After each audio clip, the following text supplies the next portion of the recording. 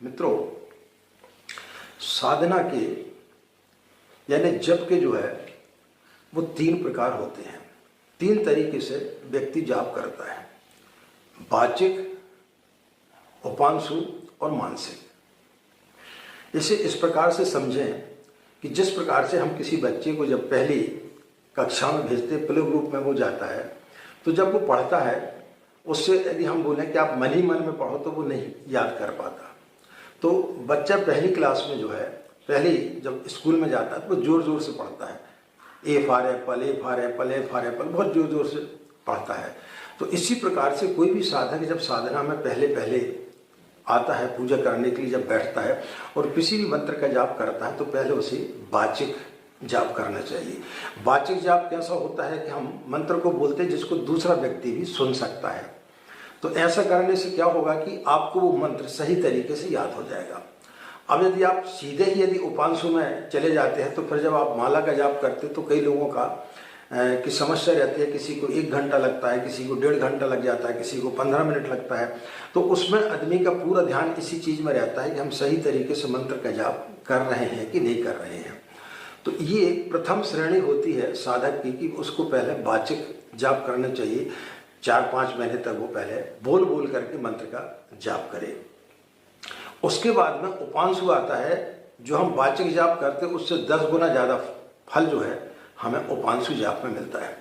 उपांशु जाप जब हमारी स्थिति ऐसी हो जाती है वो मंत्र हमें अच्छे तरीके से याद हो जाता है और फिर हमें किसी प्रकार का कोई भय नहीं रहता है, तब फिर उपांशु जाप किया जाता है। उपांशु जाप उस स्थिति में किया जाता है कि जब आप किसी नियत संख्या का आप जाप कर रहे हैं। जैसे आपने संकल्प लिया कि हम नित्य जो है 108 बार या 324 बार या 11 माला हम जो है नित्य गायत्री मंत्र का जाप करेंगे, तो फिर उसके लिए जो है आपको उपांशु जाप करना चाहिए। उपांशु जाप में क्या होता है कि आपके ओंठ हिलते हैं और जीभ का जो तालु है, तालु में आपकी जीभ लगते हैं, बुदबुदाना, जिसमें कि यदि आपके पास में कोई व्यक्ति आपके पास से निकल जाए तो उसको भी आपकी बात समझ में ना आए कि आप क्या बोलते हैं।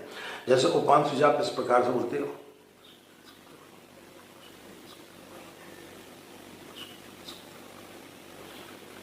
इस प्रकार से, यानी बुदबुदाना, तो इसको बोलते हैं अपन उपांशु जाप। तो इस जाप का जो है जब आदमी वाचिक जाप करता है उससे 10 गुना ज़्यादा लाभ इसमें प्राप्त होता है। इसमें व्यक्ति को जो है स्नान आदि करने के पश्चात में पूजा स्थली पर बैठना चाहिए, षटकर्म इत्यादि करना चाहिए और उसके पश्चात में फिर माला से इसका जाप करना चाहिए। माला से जाप करने की भी एक विधि होती है, वो हम आपको बताते हैं। या तो आप कोई पीला कुछ कपड़ा ओढ़ लें और उसको माला को ढक लें। माला को इस प्रकार से कभी भी खुले में ऐसा जाप नहीं करना चाहिए जिससे कि दूसरा व्यक्ति आपकी माला को देख सके। ये एक प्रकार का गोमुख आता है, इसको गोमुख बोलते हैं। इसके अंदर भी जो है आप माला को रख करके जाप कर सकते हैं। तो इसको अपने गले में इस प्रकार से डाल लेना चाहिए और माला को इसके अंदर डाल करके और फिर आपको इसका जाप करना चाहिए। माला जाप करते समय आपको ये ध्यान रहना चाहिए कि यहाँ से सुमेरु से जो है आपको इसको यहाँ से चालू करना चाहिए और इसमें आपकी ये छोटी उंगली और ये तर्जनी उंगली यानी कनिष्ठिका और तर्जनी, ये 2 अंगुलियों का इसमें उपयोग नहीं करना चाहिए।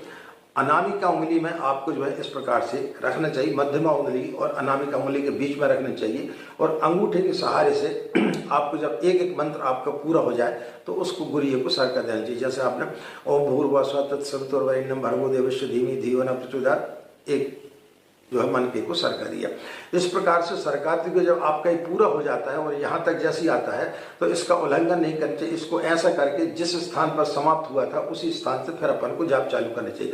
जैसे आपका यहाँ पर ये आया तो इसको ऐसे करके ऐसे पलटा देना चाहिए और फिर वहीं से फिर से जाप करना चाहिए। फिर से आप समझ लें, यहाँ पे आपका आकर के मंत्र समाप्त हुआ तो इसको आप इस प्रकार से ऐसा पलटाएं और यहीं पर से फिर उसी स्थान से फिर आपको चालू करना चाहिए। तो ये जो है माला जाप करने की विधि होती है। तो इस प्रकार से आपको माला से जाप करना चाहिए।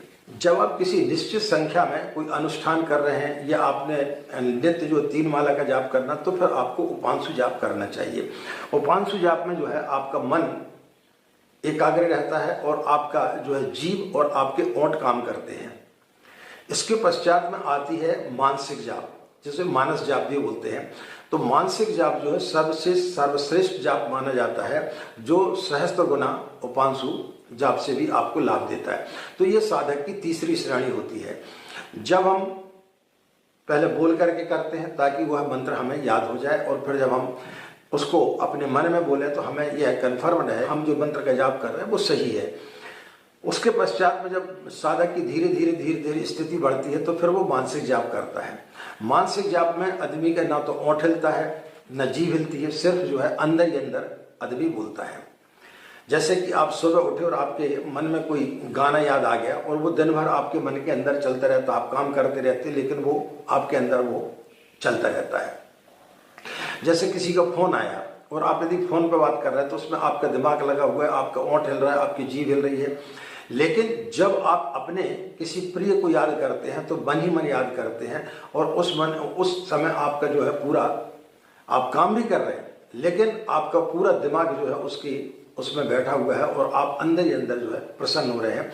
इसी प्रकार से जब हम किसी मंत्र का मानसिक जाप करते हैं तो वो हमारे मन के अंदर इतना ज़्यादा चला जाता है जिसको अपन बोलते हैं फिर अजपा, यानी फिर आपको जरूरत नहीं पड़ती, वो मंत्र ऑलरेडी आपके अंदर चलता रहता है। चाहे आप सो रहे हों, चल रहे हों, खाना खा रहे हों, उठ रहे हों, बैठ रहे हों, यानी किसी भी स्थिति में आप हों तो वो मानसिक जाप आपका चलता रहता है। तो मानसिक जाप जो है साधक की तीसरी स्थिति होती है।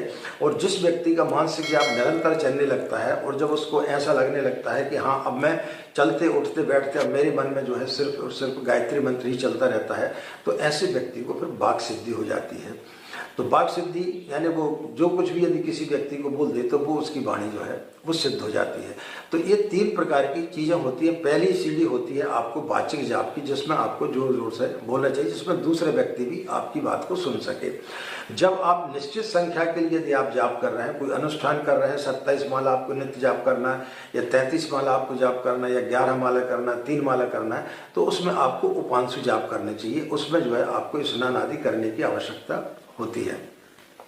मानसिक जाप में किसी प्रकार की कोई भी आप अवस्था में आप कर सकते हैं, चलते फिरते, उठते बैठते, खाना खाते, सोते, आप कभी भी कर सकते हैं। उसमें किसी प्रकार का कोई भी दोष नहीं रहता है।